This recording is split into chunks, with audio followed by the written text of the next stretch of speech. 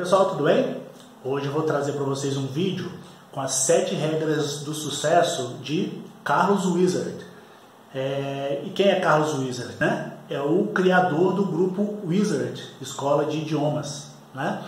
E esse vídeo eu peguei lá no canal do Rafael Yanti, tá? Que é um canal muito legal sobre como ganhar dinheiro investindo em imóveis, tá? Então eu vou deixar o linkzinho lá no final da descrição. Então eu recomendo fortemente que você dê uma prestigiada no canal dele. Tem muitos, inúmeros vídeos lá, tá? Então de repente é uma alternativa para você, né? Se você tem uma grana aí para aplicar, ele ensina como ganhar dinheiro com imóveis, tá legal? Bem legal mesmo o canal dele. E se você não conhece o método renda automática, tá? Recomendo fortemente que você clique nesse linkzinho aqui de baixo. E que esse link vai te direcionar direto lá para o webinário do Gabriel Nazajon, né, que é o idealizador do curso, e ele vai explicar direitinho do que se trata, né? 1h30, um pouco mais de 1h30 de webinário, tá? Mas vale muito a pena assistir, porque de repente muda a sua vida, assim como mudou a minha vida e a vida de vários colegas lá de curso, tá legal? E se você já conhece o método renda automática, né, já está disposto a comprar e tudo, aqui na descrição também tem o linkzinho que te leva direto para a página de vendas, com direito a todos os bônus que o Gabriel dá lá para quem assiste o webinário dele, tá legal? Então é isso aí, pessoal, sem mais delongas, vamos pro vídeo.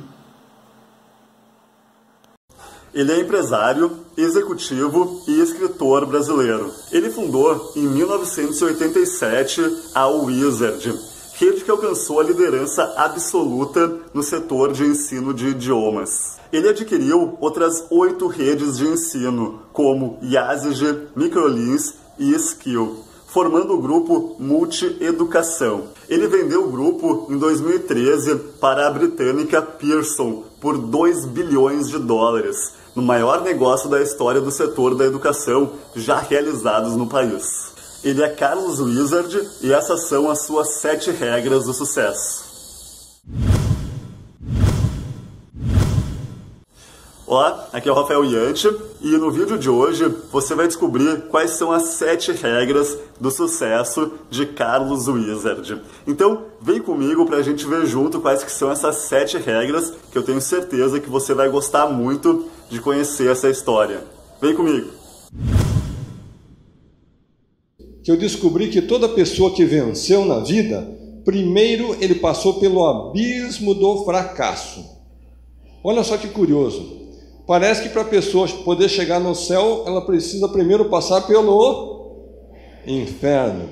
Então talvez alguns de vocês já passaram pelo abismo do fracasso.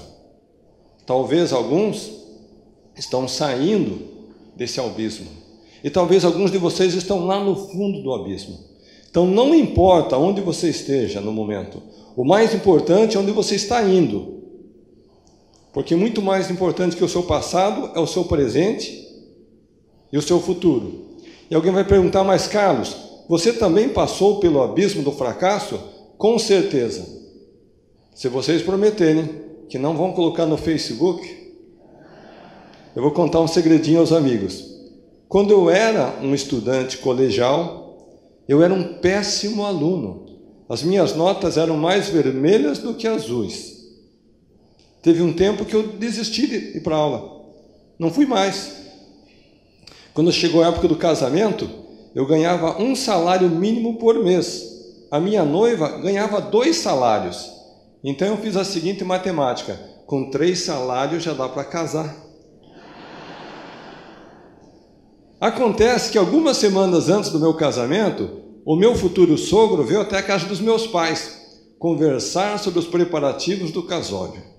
E daí meu pai falou para o meu futuro sogro uma frase que eu jamais vou esquecer. Ele disse assim: seu Raul, se eu fosse o senhor, conhecendo o meu filho como eu conheço, eu não deixaria minha filha se casar com ele. Imagina só o meu sentimento para quem está querendo começar uma vida nova. Bom, eu acho que meu pai tinha razão na sua preocupação, porque conforme eu disse, eu era um péssimo aluno, acabei abandonando a escola, Me formei no colegial aos 22 anos de idade. Entrei na faculdade aos 26. Me formei aos 30. Consegui o primeiro emprego e logo fui despedido.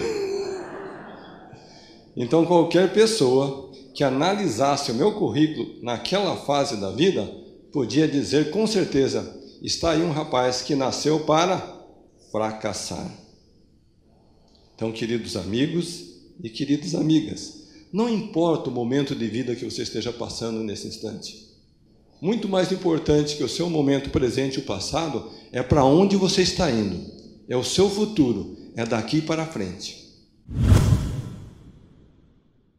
Eu vou contar agora uma outra história para vocês. Quando eu tinha 12 anos de idade, eu queria muito estudar inglês.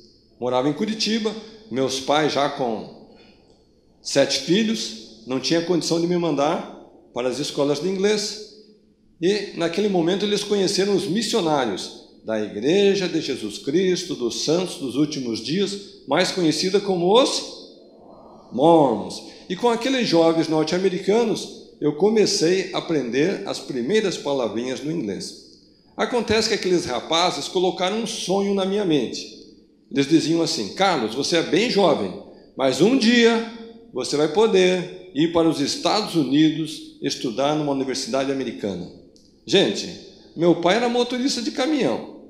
Minha mãe era costureira, 7 filhinhos pequenos para criar. Como que eu podia pensar que um dia eu podia estudar nos Estados Unidos? Mas graças ao apoio, o incentivo daqueles jovens missionários, finalmente, aos 26 anos, eu fui aceito na Universidade de Brigham Young. E naquela época, todos nós gostamos de ter sonhos e metas e ideais. A minha meta maior era fazer a faculdade nos Estados Unidos, retornar ao Brasil e seguir uma carreira como executivo. E assim eu fiz. Após a formatura, retorno para o Brasil para seguir essa carreira. Então, há pouco nós ouvimos o amigo Érico dizendo que o mundo é cheio de oportunidades, cheio de ideias e de conceitos. Mas quantas ideias nós precisamos aproveitar? Apenas uma. E sabe por que às vezes a gente não descobre a oportunidade, gente? Porque ela aparece na nossa frente disfarçada. E sabe como é que a oportunidade aparece disfarçada na frente do homem e da mulher? Ela vem disfarçada em forma de trabalho.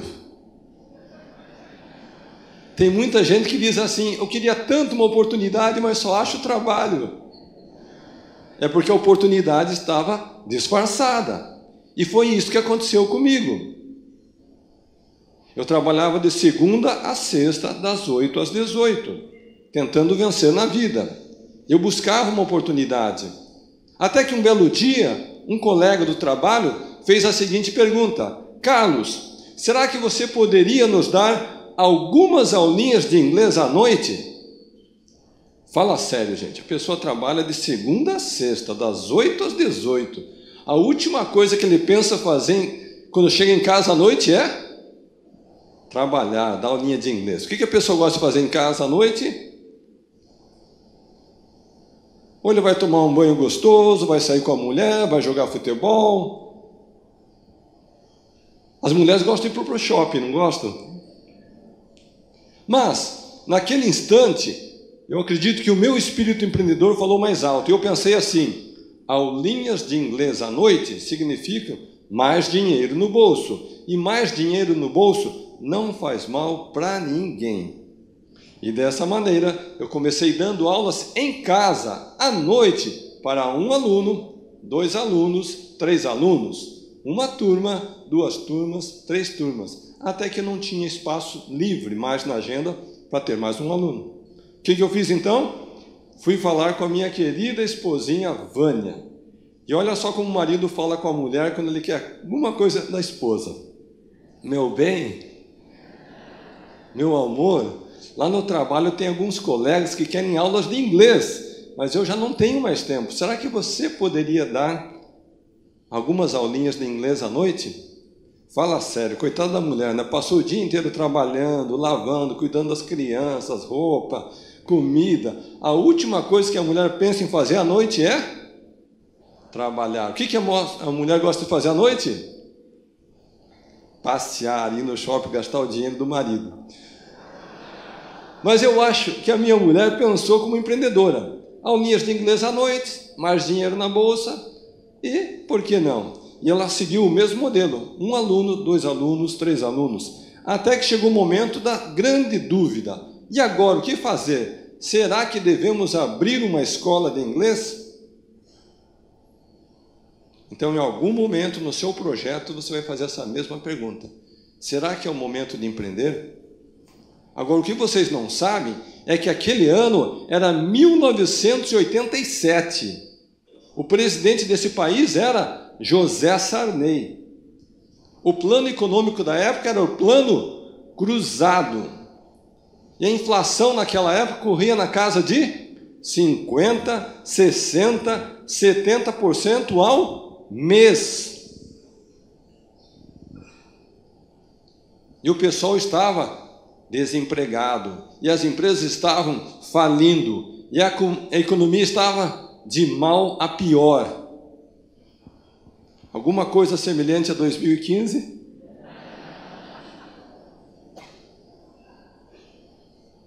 Então, sabe o que eu fiz, gente? Eu fiz um erro. Eu fui falar com os meus amigos. Parece que todo mundo tem um cunhado, né? E eu fui falar com meus amigos, com os cunhados, para ouvir deles o que eles diziam. E adivinham o que os meus amigos e os meus cunhados me disseram, gente? Vocês já assistiram essa palestra? Tudo que vocês estão pensando aí, eles disseram: Carlos, você está doido, não faça isso, não troque o certo pelo incerto, tem muita concorrência. E alguns ainda mais iluminados diziam: Carlos, você precisa ter a consciência que esse negócio de dar aulinhas de inglês não dá futuro para ninguém. Bom, gente, depois de tamanha motivação, incentivo, estímulo por parte dos meus amigos, o que será que eu fiz, hein? Confesso a vocês que não esperava esse balde de água fria. Eu fui para casa e eu chorei. E os meus amigos, o que eles fizeram, hein? Sabia que não ia dar certo, sabia que não ia muito longe, eu sabia que ele ia desistir. Não é assim que muitas vezes os nossos amigos reagem? Você tem uma ideia, um plano, você tem um ideal pela frente, um sonho, e eles têm todas as razões do mundo por que o seu sonho não vai dar certo. Bom, gente, o tempo passou, e hoje quem ri sou eu.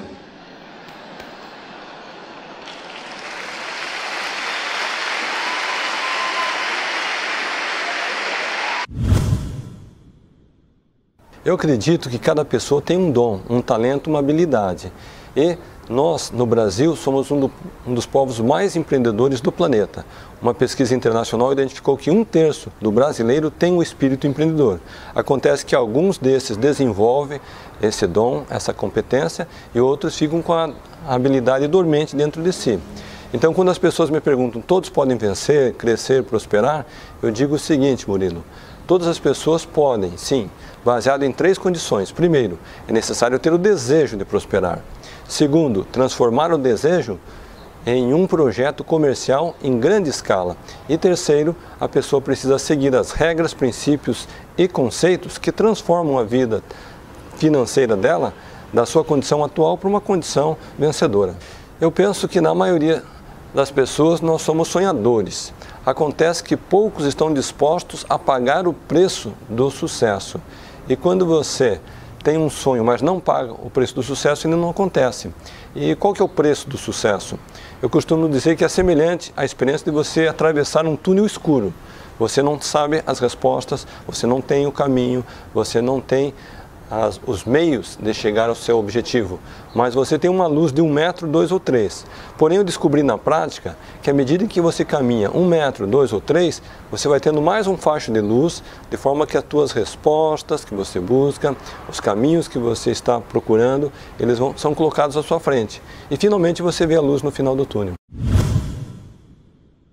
Então agora vocês, meus amigos e amigas, sabem como foi que a Wizard nasceu e como ela cresceu. Não somente a Wizard, mas depois outras escolas de inglês e cursos profissionalizantes que fizeram parte do nosso grupo. Ao todo, 3.000 escolas, gerando 45.000 empregos, atendendo 1 milhão de alunos a cada ano, presente em 10 países. E foi esse grupo que foi adquirido no ano passado pela empresa britânica Pearson pelo valor de 2 bilhões de reais.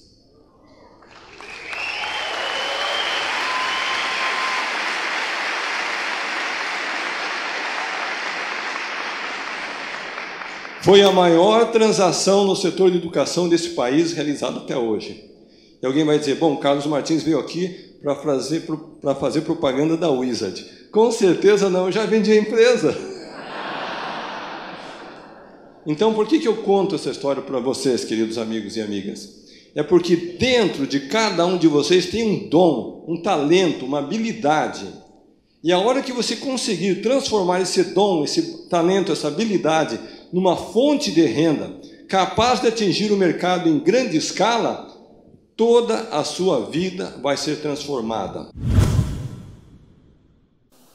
Aqueles 2 meninos, Charles e Lincoln, que vocês viram na história, que foi fruto daquela viagem na Kombi lá para Camboriú, eles cresceram. E eles também foram estudar nos Estados Unidos. E quando eles voltaram dos Estados Unidos, a Wizard já tinha mais de 1.000 escolas no Brasil. Só que eles disseram o seguinte, pai, esse negócio é muito maior do que você imagina. Eu disse, como assim, meus filhos? Não, porque tem uma tendência internacional agora de aquisições, consolidação de mercado. E nós devemos começar a comprar a concorrência. Eu disse, meu filho, não se preocupa com a concorrência, a gente já é líder no setor, deixa a concorrência seguir o rumo deles, nós seguimos o nosso. Não, pai, mas o mundo está diferente, nós temos que pensar em crescer. E 1 mês, 2 meses, 3 meses, 6 meses, eles insistindo e eu sempre resistindo. Finalmente, eles fizeram um raciocínio que daí mexeu comigo. Eles disseram, pai, saiba de uma coisa, se nós não adquirirmos a concorrência e consolidarmos o mercado e fazermos um grupo econômico, logo os estrangeiros vão chegar aqui, vão tomar essa posição, e nós que somos líderes ficaremos numa posição refém. Então, naquele momento, eu vi a visão e a estratégia daqueles 2 jovens recém-formados dos Estados Unidos. Então, o que eu fiz? Eu assinei um cheque de R$1 milhão. Então, está aqui, meu filho, pode fazer a compra de uma pequena rede. E eles foram e compraram uma pequena rede. Depois de 6 meses, compraram a segunda, o cheque já passou para 2 milhões, o próximo para 4, 8, 16, os cheques iam aumentando e eles iam trazendo mais empresas e mais empresas. Fizemos cheques de 100 e de 200 milhões, ao todo foram 400 milhões em aquisições. Formamos o maior grupo educacional desse país, com 3.000 escolas, atendendo 1 milhão de alunos, presentes em 10 países, e o que é mais importante, gente, tudo com capital próprio. Então, foi isso o que possibilitou que os britânicos da Pearson saíssem de Londres e viessem no Brasil há 2 anos e adquirissem todo o grupo Multi. Foi, na época, a maior aquisição do setor de educação desse país, num valor aproximado de 2 bilhões de reais. Eu acredito que ninguém jamais fez algo grandioso sozinho. Portanto, toda pessoa que quer vencer profissionalmente, empresarialmente, ele precisa formar uma equipe de talentos. E como é, então, que nós formamos essa equipe? Primeiro, o empreendedor precisa acreditar no indivíduo. Eu descobri na prática que, infelizmente, tem muita gente que não confia no próximo. Quando você não confia no próximo, você desconfia. Quando você desconfia, você não vai delegar. Quando você não delega, você é centralizador. Então, esse é um processo contínuo. Você precisa acreditar na tua equipe, você precisa delegar tarefas, acompanhar essas tarefas e, acima de tudo, treinar. Não adianta você ter uma equipe sem treinamento. Desde aquela data eu tenho ouvido 2 perguntas. Carlos, por que você vendeu? E segundo, o que você vai fazer daqui para frente? Então eu vou responder agora para vocês por que eu vendi. Eu descobri que toda empresa, quando ela é líder de mercado, ela se prepara para dois momentos. Ela se prepara para comprar a concorrência, e depois ela se prepara para ser adquirida por uma concorrência internacional muito maior. Sabe por quê? A pergunta que deve ser feita é o seguinte: o que acontece se você não vender para o concorrente, o estrangeiro? Sabe o que o estrangeiro vai fazer? Ele vai vir comprar a sua concorrência no Brasil. E daí, de repente, você vai ter um canhão de investidores estrangeiros concorrendo com você. Então, é muito melhor você pôr o dinheiro no bolso. E daí a próxima pergunta é: o que fazer da vida daqui para frente? E daí eu tenho ouvido os maiores absurdos, né? Cara, se eu fosse você, eu não fazia mais nada da vida. Eu pegava toda essa grana, deixava no banco e esquecia que o mundo existe. E cada um dá a sua opinião. Gente, aquele que nasceu com o espírito empreendedor, não importa quanto dinheiro ele tenha, ele vai fazer o exercício do seu empreendedorismo não por causa da remuneração, da motivação financeira, do dinheiro, mas ele vai fazer pela contribuição, por compartilhar e para inspirar outras pessoas a vencer. É por isso que parte do meu tempo eu escrevo livros. Sonhos Não Têm Limites é um best-seller, está na lista da Veja dos mais vendidos, e outro é Desperte o Milionário que é em Você. Falar nisso, a minha assistente Lisa está aqui. Onde que você está, Lisa? Ela está por aqui. Ela trouxe lá de Campinas, não sei se foram 10, 20, 30, 40 livrinhos. Está lá, Lisa? Olha só que linda. Então, quem quiser o livro, deve procurar a Lisa no final da apresentação. Bom, gente, e 8 meses depois de vender, então, a Wizard, nós adquirimos a rede Mundo Verde, conforme foi citado aqui. É a maior rede de produtos naturais do Brasil. É uma tendência mundial. As pessoas estão cada vez mais conscientes da necessidade de uma realimentação mais saudável. E também, recentemente, anunciamos a Ronaldo Academy. É um outro projeto no setor de franquias. Eu estive há 15 dias com o Ronaldo na China, abrindo um projeto de 30 escolas naquele país. Então, pode ver que o dinheiro em si não é a motivação maior. A motivação maior é a realização e o compartilhar o sucesso com outras pessoas. E aí, o que você achou da história e das 7 regras do sucesso de Carlos Wizard? Gostou? Se gostou, deixa aqui embaixo um comentário me dizendo qual é a sua opinião. Me diz qual foi a regra que você mais gostou. E também, se você não gostou dessas regras, se você não gostou desse vídeo, também deixa aqui embaixo um comentário, porque é super importante eu saber como que eu posso melhorar. E eu quero saber também o que você não gostou, se você não gostou. Mas eu tenho certeza que você deve ter gostado. E se você gostou mesmo e acha que esse vídeo pode ajudar outras pessoas, compartilha esse vídeo com pelo menos um amigo seu, porque eu tenho certeza que eles vão gostar de saber quais que são as 7 regras do sucesso de Carlos Wizard. Mas é isso então, eu fico muito feliz por você ter assistido esse vídeo até agora e a gente se vê de novo no próximo vídeo. Até mais! Carlos, quantas lojas vocês possuem hoje? São 335 lojas nas principais cidades do Brasil. Todas próprias? É uma única própria, as demais são todas franqueadas. Todas franqueadas. Bom, de franquia você entende bem. Você montou a maior rede de franquia de ensino do mundo, não é? Do Brasil nem da América Latina, do mundo, com as escolas que levam o seu nome, as escolas Wizard, que agora estão lá com os ingleses, que ganham dinheiro com o negócio que você criou e desenvolveu. Qual é a política para a ampliação do número de lojas, já que isso é fundamental para tornar competitivo o Mundo Verde? O nosso plano de ação prevê chegarmos em 2016 com 650 unidades, atingindo um faturamento de R$1 bilhão. Para que isso aconteça, nós estaremos investindo fortemente nas cidades de pequeno e médio porte, principalmente aqui no interior do estado de São Paulo, onde nós temos várias cidades com ótimo potencial de mercado que ainda não possuem a marca Mundo Verde. E aqui facilita a distribuição. Você tem menor custo na distribuição, sendo produtos orgânicos e naturais, você precisa ter um encurtamento da chegada do produto até a gôndola e para a mesa do consumidor. É uma política que, aliás, São Paulo já é um mundo, né? Já é um país. O potencial do interior de São Paulo, muita gente não olha isso com a devida atenção. É praticamente uma nação que você tem aqui de crescimento. No seu caso, facilita bastante a distribuição, reduz custo e melhora o posicionamento também. Um segundo aspecto que nós estamos fazendo, João, estamos investindo muito na qualificação do franqueado, que faz parte da rede, e dos seus colaboradores. Para você ter um elemento de comparação, a última convenção nacional da rede Mundo Verde havia sido realizada há 10 anos. Ora, nós, com uma tradição de convenções, vamos todo ano, no mínimo. Fazer no mínimo todo ano, futuramente 2 vezes ao ano. Claro. Porque nós entendemos que, além do aspecto técnico, aspecto de marketing e estratégias, tem um aspecto emocional. Claro, motivação. Motivacional que comprometimento. Faz muito... É um elemento fundamental para o sucesso.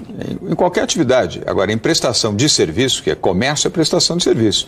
É essencial, é fundamental. E ainda mais quando você fala de produtos naturais e orgânicos, porque é um perfil de consumidor diferente. Sim. É um consumidor mais esclarecido, mais exigente. Ele é mais atento como consumidor. Senão ele não faria opção pelo produto orgânico e natural. Certamente. Né? Então isso exige mais daqueles que fazem o atendimento na sua rede. Aliás, linha adotada pelo fundador da Whole Foods. Você vai numa loja Whole Foods, o grau de atendimento é completamente diferente dos supermercados. Alguns já começaram a melhorar nos Estados Unidos, mas... Você citou o aspecto... Pode completar. Não. Você citou o aspecto da concorrência do supermercado. Então, vou citar um caso prático que nós fizemos.